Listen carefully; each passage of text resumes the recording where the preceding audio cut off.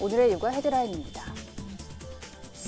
내년 상반기부터 유치원의 학기 중 폐원이 금지되고 국가관리 회계 시스템 에듀파인 사용이 의무화됩니다. 통계청이 발표한 2017년 생명표를 보면 지난해 출생아의 평균 기대 수명은 1년 전보다 0.3년 늘어난 82.7세로 예측됐습니다. 최근 정부는 물론 기업이나 여러 민간단체에서도 저출산 대책에 열을 올리고 있지만 정작 임산부는 별로 배려를 못 받는다고 느끼는 것으로 조사됐습니다. 이상 오늘의 육아 헤드라인이었습니다. 2019년부터는 출산 전후 휴가급여가 기존 월 최대 160만 원에서 180만 원으로 인상됩니다. 아빠 육아휴직 보너스제 상한액도 200만 원에서 250만 원까지 확대되는데요. 앞으로도 아이 낳고 기르기 좋은 사회를 위한 혜택들이 제도적으로 정착되길 기대합니다. 육아포커스 첫 소식부터 만나보시죠. 내년 상반기부터 유치원의 학기 중 폐원이 금지되고 국가관리 회계 시스템 에듀파인 사용이 의무화됩니다. 교육부는 이 같은 내용을 담은 유아교육법 시행령과 사학기관 재무회계 규칙 등 법령 개정안을 12월 17일부터 입법 예고했다고 밝혔습니다. 개정안은 또 회원 신청 서류의 학부모 3분의 2 동의와 재원생 대책을 명시하도록 했고 원장 자격을 초중고 교장과 같은 수준으로 맞추도록 했습니다. 개정안은 규제, 법제 심사 등을 거쳐 내년 상반기 시행될 예정입니다. 한국인의 기대 수명은 계속해서 늘고 남녀 간 격차는 꾸준히 줄고 있는 것으로 나타났습니다. 통계청이 발표한 2017년 생명표를 보면 지난해 출생아의 평균 기대 수명은 1년 전보다 0.3년 늘어난 82.7세로 예측됐습니다. 남자 79.7세, 여자는 85.7세로 남녀 간 기대 수명 차이는 1985년 이후 32년째 줄었습니다. 우리나라 출생아의 기대 수명은 경제협력개발기구 OECD 평균보다 남자는 1.7년, 여자는 2.4년이 더 길었습니다. 한편 지난해 기준 60살 남성은 앞으로 22.8년, 여성은 27.4년을 더 살 것으로 예상됐습니다.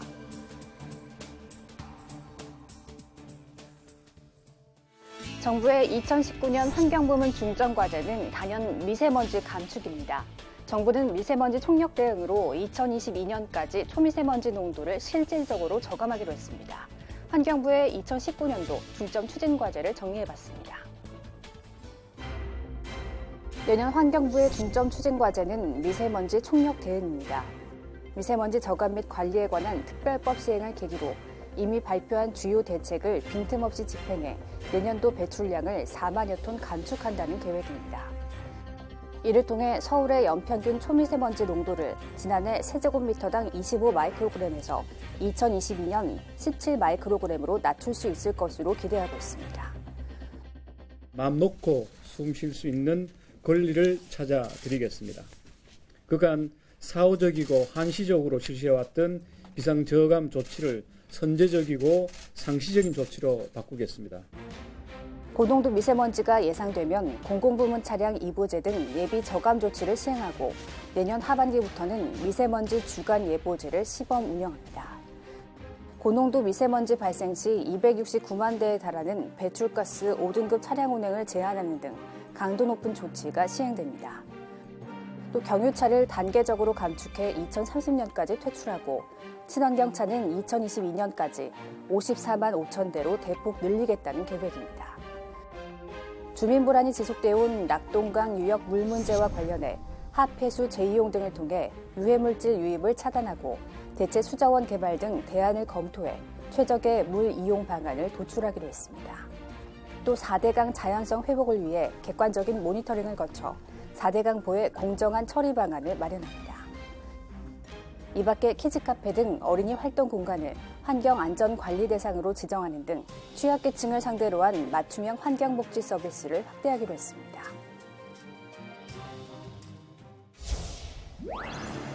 시중에 파는 초콜릿, 맛은 달고 좋지만 카페인 함량이 생각보다 높은 것으로 나타났습니다. 한국소비자원이 초콜릿 제품 25개를 조사한 결과 초콜릿에 든 카페인은 평균 17.5mg, 많은 건 50mg에 육박했는데 콜라의 2배가 넘습니다. 어린이의 경우 몸무게에 따라 카페인 하루 섭취 권고량이 결정됩니다. 카페인이 많은 초콜릿은 한 개만 먹어도 5살 어린이 권고량을 넘습니다. 탄산음료나 가공 유제품 등 여러 음식을 통해 카페인을 섭취할 수 있다는 점을 고려하면 초콜릿 하나도 잘 따져 먹는 게 필요합니다. 그나마 밀크 초콜릿에 든 카페인은 다크 초콜릿의 절반 수준이었습니다. 6살 이하 어린이가 카페인을 45mg 이상 과다 섭취하면 주의력 결핍 장애, ADHD가 생길 수 있는 것으로 알려져 있습니다. 커피 음료나 에너지 음료 등은 식품위생법에서 카페인이 많이 함유되어 있을 경우 고카페인 표시를 의무화하고 있는 반면 초콜릿류는 표시 대상에서 제외되어 있어 소비자원은 어린이들이 자주 먹는 제품에 대해 카페인 의무 표시를 식품당국에 요청했습니다. 정부는 보육 사각지대에 있는 중소기업, 비정규직 근로자를 위한 거점형 공공직장 어린이집 설치 확대를 추진해 왔는데요.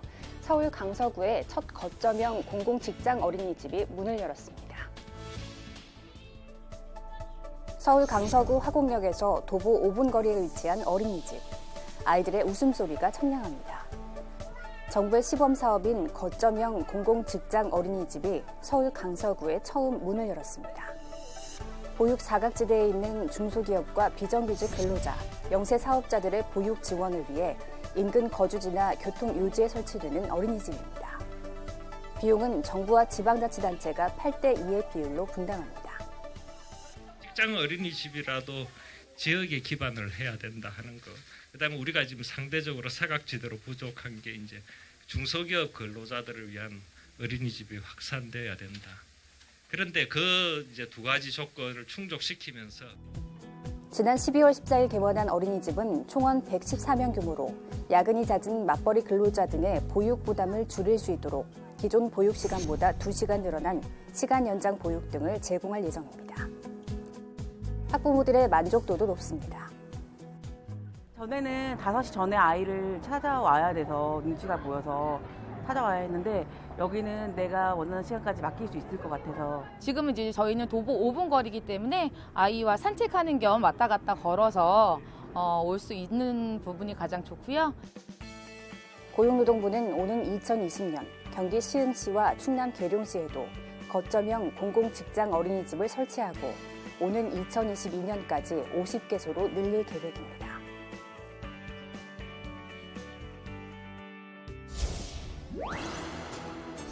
학교 폭력에 시달리는 학생들은 두려움에 등교를 거부하기도 합니다. 기존에는 자치위원회와 학교장의 보호조치 결정이 내려진 이후의 결석일만 출석으로 인정된 게 대부분이었습니다. 내년 3월부터는 사실 조사 확인 후 앞선 결석일 역시 출석 인정을 받을 수 있도록 규정이 신설됩니다. 학교폭력 예방 대책에 관한 법률 시행령 일부 개정안이 국무회의에서 의결됐습니다. 정부는 학교 안팎에서 벌어지는 청소년 폭력 사건에 관해 피해자 보호와 가해자 엄단이라는 근본 원칙을 세웠습니다. 특히 가해자 보호자의 책임을 명확히 했습니다. 학교폭력대책자치위원회가 가해 학생에게 특별교육을 부과할 때 보호자 역시 특별교육을 받아야 하고 이를 이수하지 않을 경우 300만 원의 과태료가 부과됩니다. 이번 개정안에서 부과할 수 있는 과태료 기준을 새로 마련해 보호자의 가정교육 책무성이 강화될 것으로 기대하고 있습니다. 성폭력 피해 학생의 전입학도 원활해지도록 교육감 책임하에 전입학교를 배정하도록 했습니다.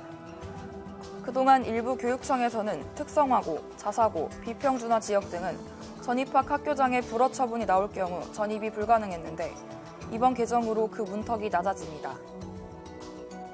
아울러 학교 전담 경찰관 운영 관련 조항을 신설해 학교폭력 업무 지원의 직무를 명확하게 규정하고 학교와 경찰이 상호 협력해 문제를 해결하도록 했습니다. 최근 정부는 물론 기업이나 여러 민간단체에서도 저출산 대책에 열을 올리고 있죠. 아이 낳아 기르기 좋은 환경을 만들겠다는 건데 정작 임산부는 별로 배려를 못 받는다고 느끼는 것으로 조사됐습니다. 한 남성이 임산부 배려석에 앉아 있습니다.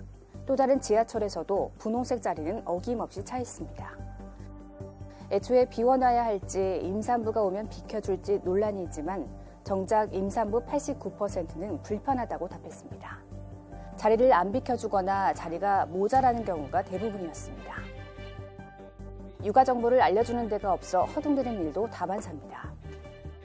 매년 조금씩 바뀌는 지원 정책이 통합적으로 잘 정리되어 있는 사이트를 개설하거나 아니면 책자 등을 산부인과 등에 배치할 수 있다면 따로 블로그나 인터넷을 늘 찾으며 정확하지 않은 정보를 수집하지 않아도 되니 가정과 일터에서도 임산부 배려는 찾아보기 어려웠습니다.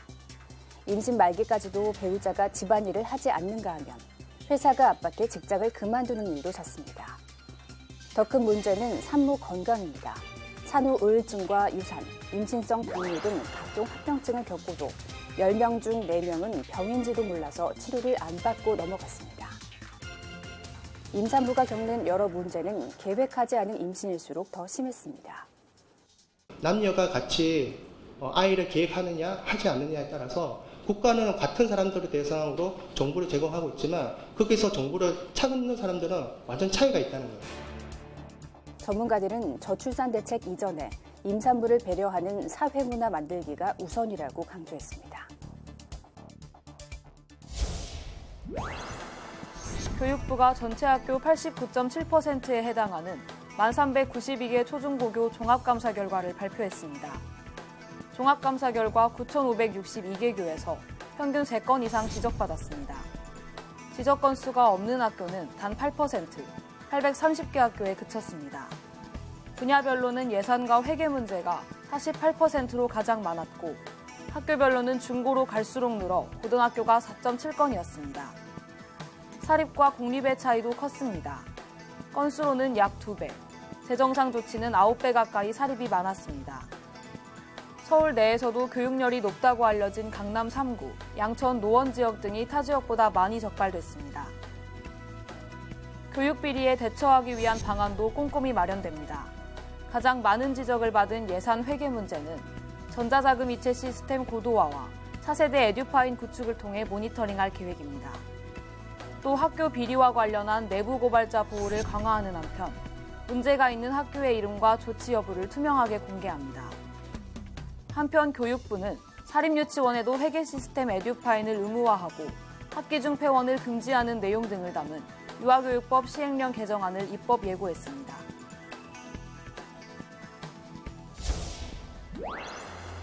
현행 고등학교 학교생활 기록부입니다. 인적사항에 학부모의 정보, 진로 희망사항을 적게 돼 있습니다. 내년 3월 초중고 입학생부터는 이 항목이 삭제됩니다.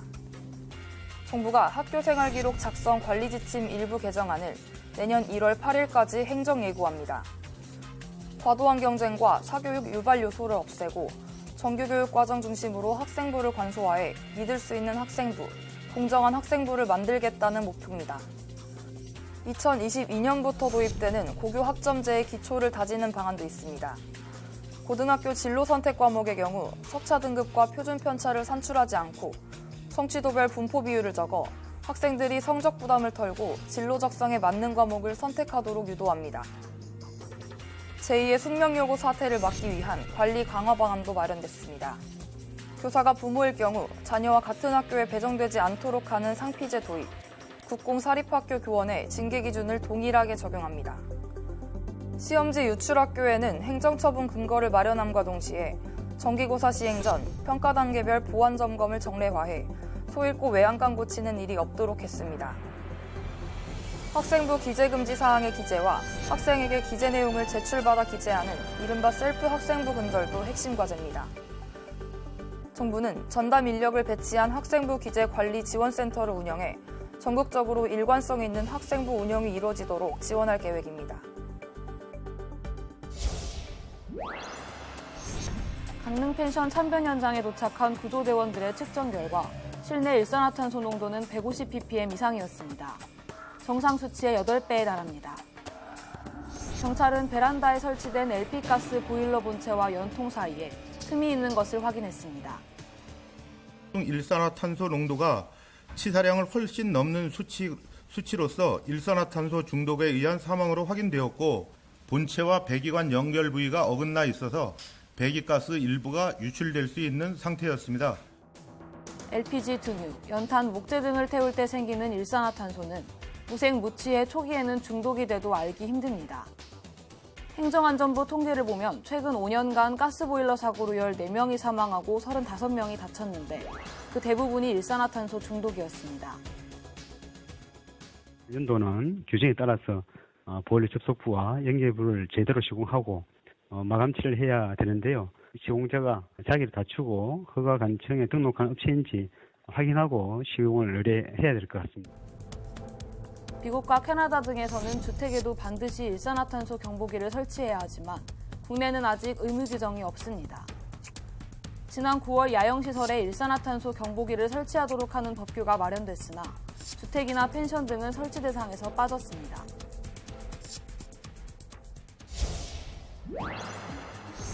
걸핏하면 영하로 내려가는 기온 탓에 시민들은 온몸을 꽁꽁 싸맸습니다.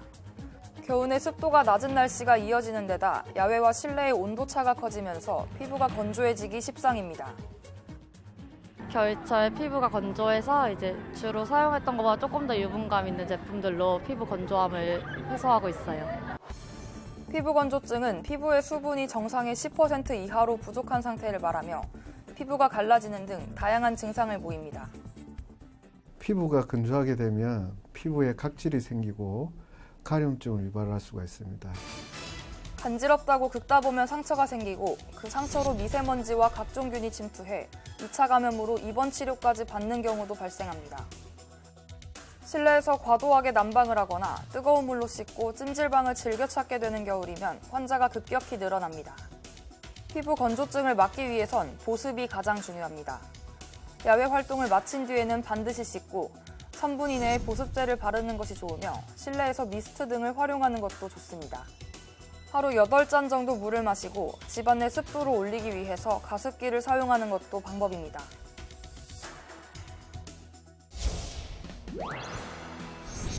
겨울이면 어김없이 찾아오는 독감이지만 올해 퍼지고 있는 A형 독감은 심상치 않습니다. 의심 환자 수가 신종플루가 유행하던 2009년 이후 가장 많습니다. 이미 지난 11월 중순 보건당국이 독감 유행주의보를 발령했는데 최근 들어 증가세가 더 가파릅니다. 의심 환자가 벌써 지난해 같은 기간에 거의 2배에 이릅니다. 잦은 한파와 미세먼지 탓에 실내에 머무는 시간이 많아 독감은 겨우내 기승을 부릴 것으로 전문가들은 내다봤습니다. 겨울 식중독, 노로바이러스 감염증 역시 12월 초 환자 수가 한 달 새 2배 가까이 늘었습니다. 바이러스가 영하 20도에서도 버티고 환자의 침이나 분비물이 여러 명이 쓰는 공동 화장실 등을 통해 쉽게 퍼지는 게 특징입니다. 물이나 드시는 음식이나 접촉을 통해서 감염될 수 있기 때문에 반드시 익힌 음식을 드셔야 되고 외출이나 아니면은 다른 접촉한 것을 만지셨을 때 손 씻기를 잘 하시는 것이 가장 중요합니다. 전문가들은 면역력이 떨어지는 겨울철에 병을 얻기가 더 쉽다며 춥더라도 틈틈이 운동을 하고 물을 많이 마셔야 한다고 강조했습니다.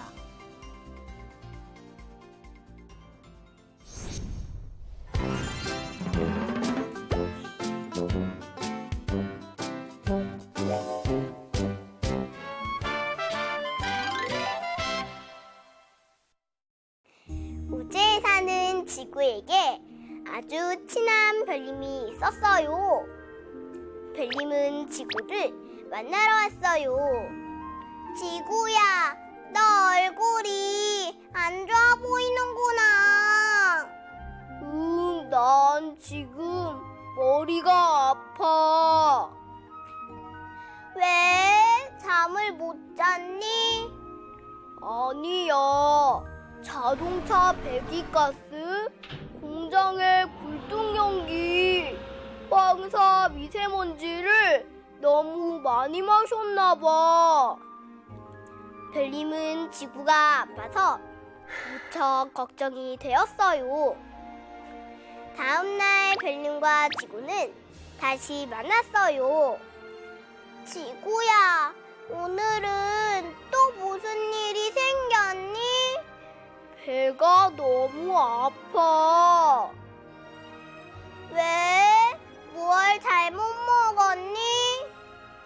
난 요즘 사람들이 버린 병조각, 빵통, 비닐, 음식 찌꺼기들을 많이 먹어서 늘 배가 아파.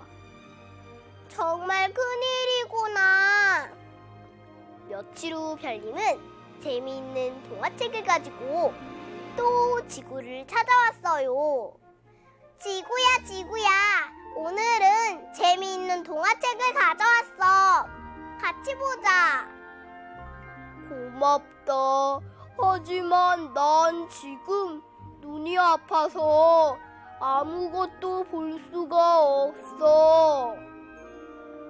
저런 사람들이 스프레이, 무스 등을 마구 써서 그렇구나.